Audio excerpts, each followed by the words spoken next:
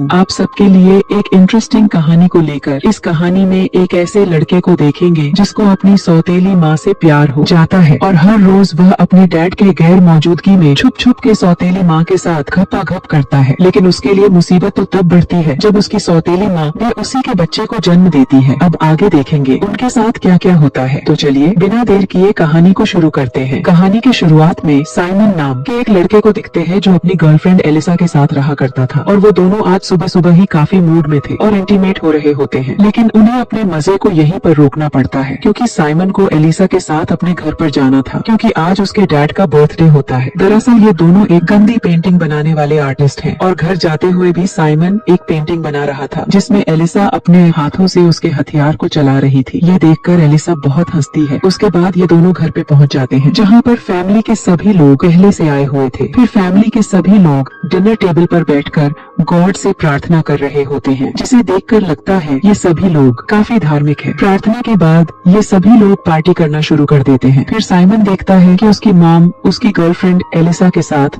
काफी घुल मिल गई है। तभी उसकी नजर अपनी सौतेली माँ लाली पर पड़ती है जिससे उसका डैड भी मजे लिया करता है। फिर साइमन भी उसे ऐसे दिखने लगता है कि जैसे वो वहीं पर उसको घोड़ी बनाकर बजाने वाला है। इससे हम समझ पाते हैं कि साइमन भी लाली को पसंद करने लगा है। साइमन का डैड अपना ज्यादा टाइम लाली के साथ उसके पपीता को दबाने में निकालता था जिससे साइमन की मॉम उससे थोड़ा नाराज रहती है। यहाँ पर साइमन अपनी मॉम को देखकर उनकी नाराजगी समझ जाता है। उसके बाद सभी लोग एक साथ इकट्ठा होकर साइमन किया के डैड का बर्थडे सेलिब्रेट करने लगते हैं। तभी मौका देखकर साइमन एलिसा का ढोल बजाने की तैयारी कर ही रहा होता है। तभी उसको बाहर से किसी की आवाज आती है। जहाँ जाने पर वो देखता है उसकी मॉम को अचानक से दौरा आने की वजह से काफी चोट लग जाती है। इसके बाद सभी लोग साइमन की मॉम को होश में लाने की कोशिश कर रहे थे और ये सब देखकर सबसे ज्यादा चिंता साइमन के डैड को होती है क्योंकि शादी भले ही दो करी है मगर चिंता तो दोनों की है ना। और ऊपर से ये एक डॉक्टर है और साथ में एक गंदा आर्टिस्ट भी